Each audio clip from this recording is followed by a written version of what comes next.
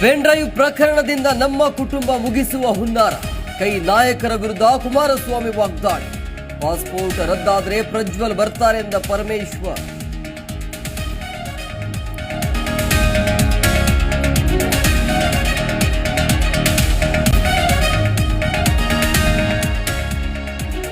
Pen drive ಹಂಚಿದವರಿಗೆ ತಕ್ಕ ಶಿಕ್ಷೆ ಆಗಬೇಕು.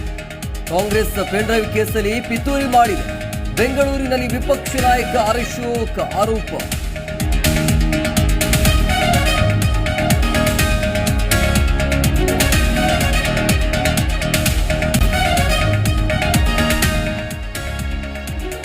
ಕಲ್ಯಾಣ ಕರ್ನಾಟಕ ಶಾಸಕರ ನಿಯೋಗದಿಂದ ಡಿಸಿಎಂ ಭೇಟಿ. ವಸಂತ್ ಕುಮಾರ್ಗೆ ಎಂಎಲ್ಸಿ ಸ್ಥಾನ ನೀಡುವಂತೆ ಒತ್ತಾಯ. ಸಚಿವ ಪ್ರಿಯಾಂಕ್ ಖರ್ಗೆ ನೇತೃತ್ವದಲ್ಲಿ ಚರ್ಚೆ.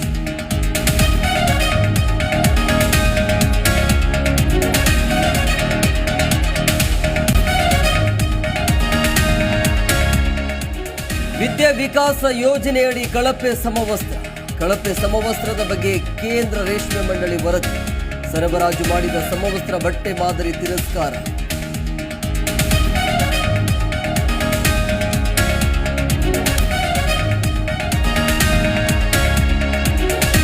ಲೋಕಸಭಾ ಚುನಾವಣೆ 6ನೇ ಹಂತದ ಮತದಾನ.